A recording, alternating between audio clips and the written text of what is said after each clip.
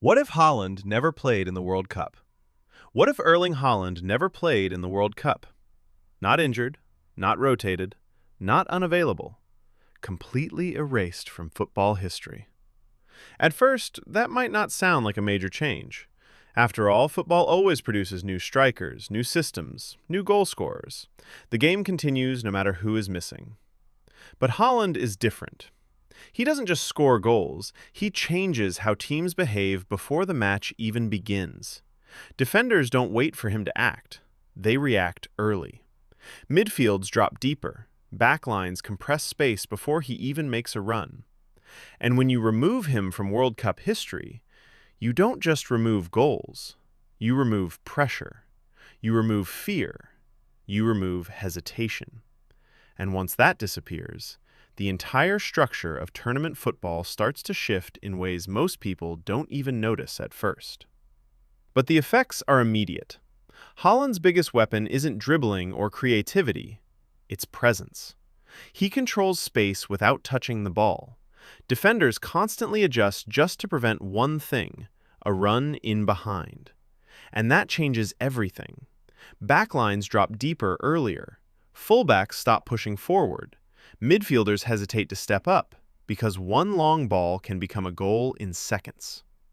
Now remove him completely. Suddenly, that fear disappears. Defenders start stepping higher again. Teams press more aggressively. Space opens between the lines that used to be locked shut. Attacking football becomes more fluid, but also less chaotic. Because Haaland doesn't just create chances, he creates reactions. And when those reactions disappear, the rhythm of matches changes instantly. Football becomes less about survival and more about structure again. One of the first consequences happens before the World Cup even begins: Norway. In reality, Haaland transforms Norway into a dangerous attacking force, a team built entirely around him. But without him, Norway loses its identity completely. No focal point, no guaranteed goals, no player that forces opponents to change their entire defensive structure. They become just another European team trying to qualify, instead of a team built around a generational striker. And in many timelines, that alone changes the World Cup lineup before the tournament even starts. Because one missing player doesn't just weaken a team, it removes the reason they were dangerous in the first place. And that silence carries into the tournament. In modern football, panic is a tactical weapon. Haaland creates panic just by existing. Defenders don't wait for danger, they anticipate it. They drop deeper earlier than necessary just to avoid being exposed. But without him, that psychological pressure disappears completely. Defenders step higher. They take more risks. They trust their positioning again. And suddenly, attacking teams find space that used to not exist. Not because attackers improved overnight, but because fear is gone. And when fear disappears in tournament football, matches become more open, more balanced, and more unpredictable in a different way. Without Haaland, the World Cup loses one of its most direct attacking forces. There are fewer moments where one player changes a match instantly. Instead, teams rely on build-up, possession, systems. On paper, that looks balanced, even fair.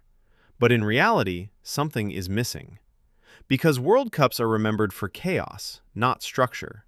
And without a striker like Haaland, games become more controlled in the final third. Less volatile, less explosive, less capable of producing sudden, game-breaking moments. And over time, the entire tournament feels different emotionally. Less explosion, more control. Every World Cup needs a striker who defines the scoring story, a player who feels inevitable. Without Haaland, that identity disappears. Goals get shared. Midfielders score more. Wingers take over. But there is no main character in the goal-scoring narrative, and that matters more than people think. Because fans don't just remember who won, they remember who felt unstoppable.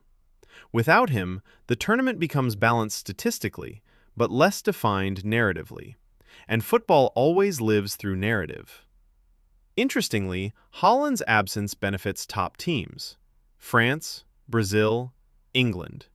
They no longer need special defensive systems built for one unstoppable striker. They can defend higher, press more aggressively, control matches more easily. But that control comes with a cost. Because when elite teams feel safer, the tournament becomes more predictable.